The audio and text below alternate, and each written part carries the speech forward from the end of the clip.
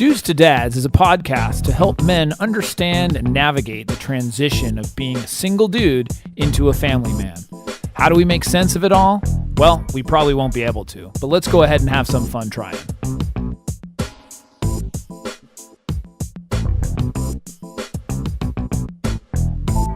And we are back. We are back.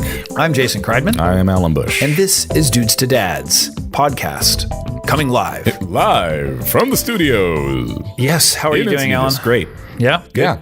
Good week? Busy week? Busy week, but busy good week. It looks a little late. I see the clock. The clock is ticking.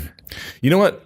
Digital clocks do not tick. We seem to do this later and later every time. That's ticking. That's literally the one right behind me. That's an old school clock. Old school clock is ticking. That's awesome. People may have seen the fancy studio that we have in our previous videos. Sure. I think this is called a conference room. What is this called? Yeah.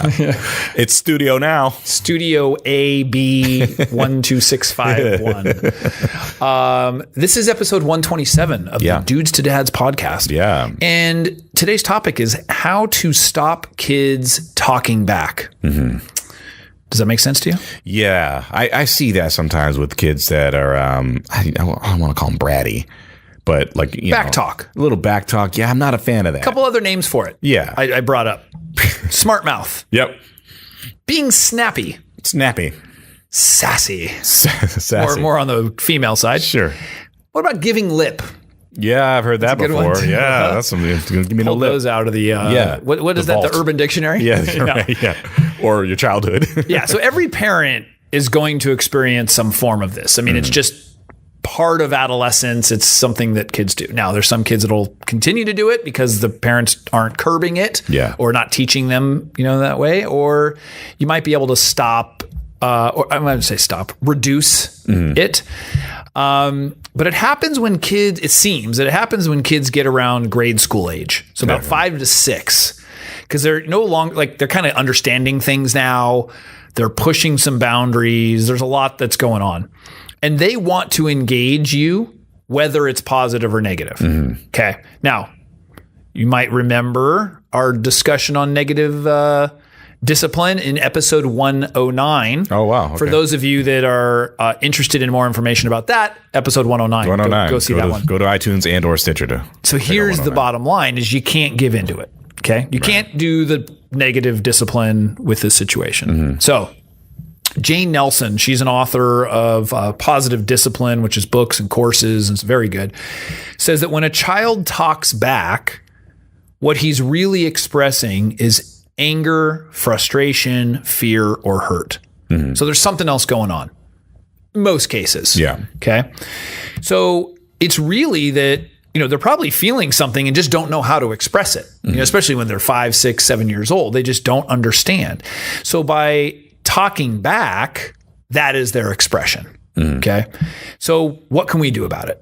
Well, that's what I'm here for. Why don't you lay it down? Unless you know it all. No. It's come from old school. Yeah. You get a smack in the mouth or... Yeah, no, that's not going to be endorsed here. Good. Yeah.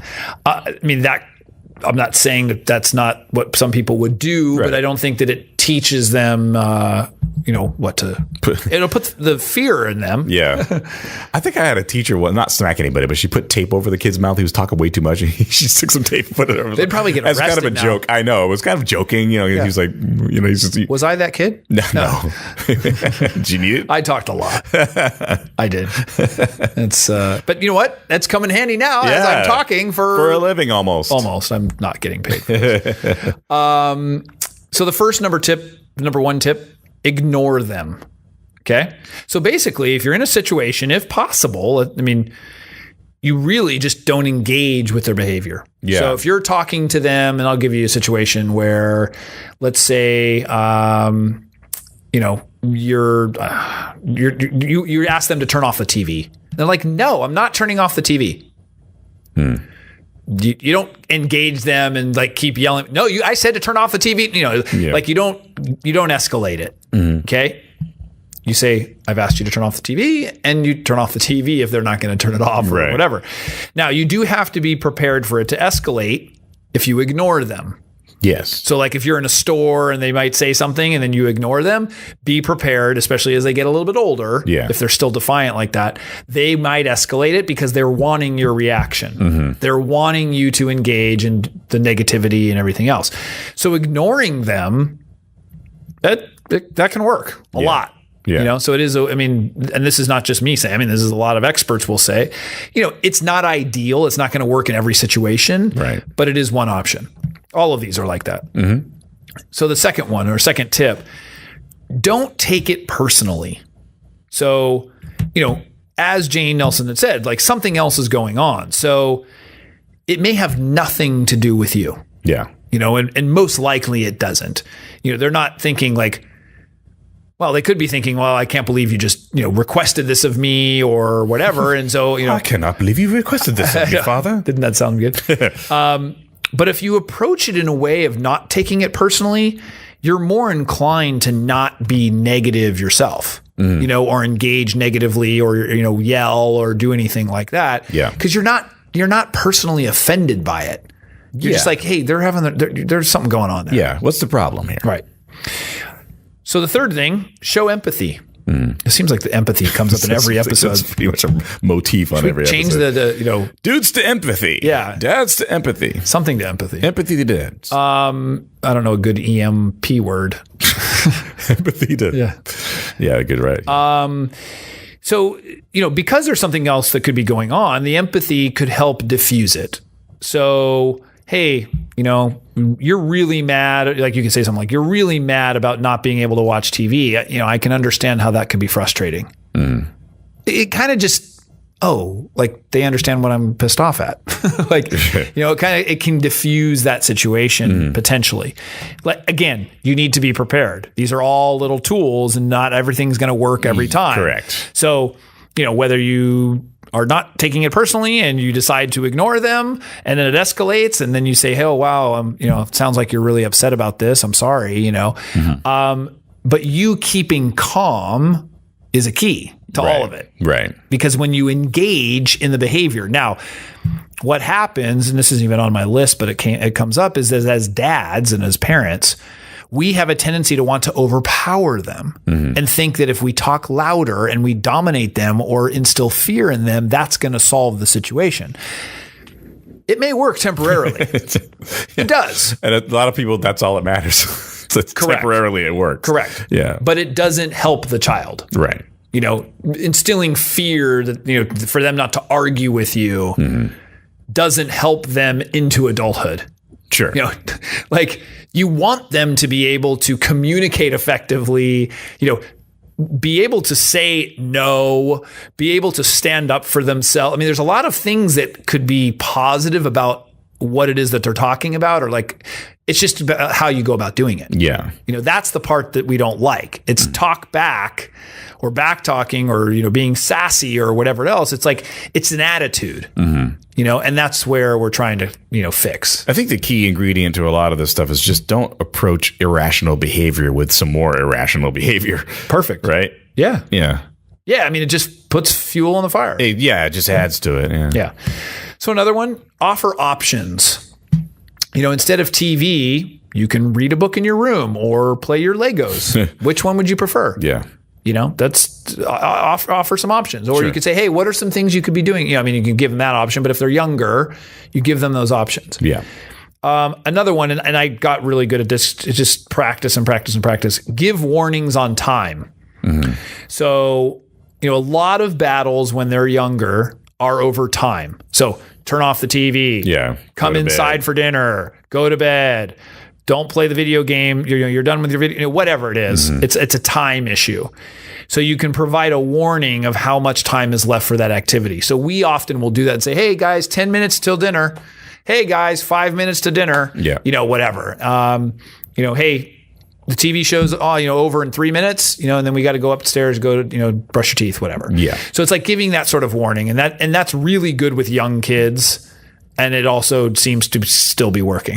Right. Yeah. It's appreciated. Like, I think it's a good until one. they have a really good concept of time. Sure. And they're wearing a watch or like they start to then kind of police themselves a little bit more. Yeah. But until then, you gotta help. I remember, and I saw a meme about this recently, but when I was a kid, when the street light went on, it's time to go in. Totally. That's kind of how it works. That's my house too. Yeah. It's one of those kind of, the street light, I better go back home because someone's going to call me if I don't run back home at this point. Or whistles. That's what I remember. Yeah. Neighbors had a whistle. I can never do the whistle. Yeah, they had some like an actual dog whistle or something. So loud. You could hear it like miles away. So give warnings on the time. The next thing, connect with them. So it could be that the issue that they're having is that they just need your attention. Or, you say want your attention, need your attention. I think you need to check in with yourself and see, is that something that you can provide? Yeah. Can you provide them the attention? Because you could be annoyed right then. If it's not right at that moment, maybe schedule it with them or let them know when it will happen and stick to it. So you could say, you know what? Hey, after dinner, do you want to play some cards? I'd love to play with you. Something like that. I mean, they might be engaging you or whatever, and then all they really want to do is engage with you. You say, hey, maybe let's do something after, blah, blah, blah, whatever. Sure. So that's an option of actually connecting with them. Another one, good tip, set clear house rules. Yep. So, if speaking respectfully is a house rule, make sure you're doing it the same. Sure, yeah. Don't fly off the handle yourself. Yeah, you want to make sure that they aren't learning their snappy attitude from you. I wonder where I get it from. Totally. Yeah. It must be their friends at school because we don't talk like that in our house. Right. It's there's no way that they heard that from me. Yeah. So I say. Right. And then one of the last ones, positive discipline. So be sure to reinforce the good behavior. That's really, really important. And if you need some tips with that, listen to episode 109. 109, yeah. 109.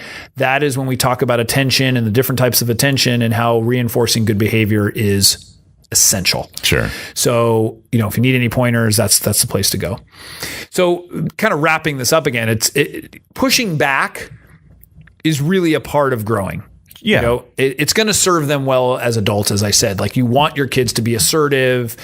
It's really just teaching them how to push back or how to engage and how to communicate effectively, because you don't want to stifle them. And I think that's what happens when you rule by fear.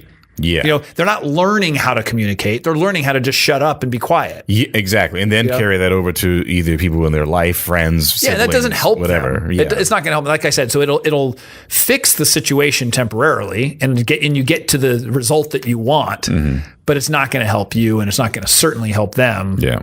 In the future. Right. So if anybody has any tips, Alan, for how to stop kids from talking back, what do you think they should do? Email us, podcast at Dudes to Dads, or hit us up on Twitter at Dudes to Dads, or Facebook, Dudes to Dads.com, or YouTube, Dad University. Yeah, shoot us some questions. I would love to hear more questions from people about these things and these topics. So go ahead. Feedback's great too. I don't mind. I don't mind when somebody says, "Hey, that was great." No, I at some point want to get to a segment where we're reading questions. And answering people's. We did that in the beginning, very beginning. Yeah, for sure. So we should. Anyway, iTunes, Stitcher.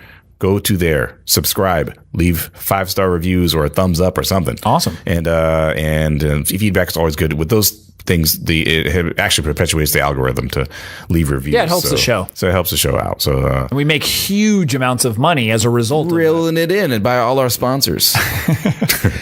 We actually have had a couple offers. They just haven't been good fits for the show. That's true. That's a couple weird ones.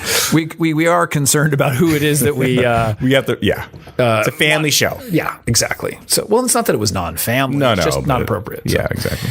You have to believe in what you stand up for. I totally agree with that. So, with that, Alan, thank you as always. Thank you. Just the engineer, co-host extraordinaire.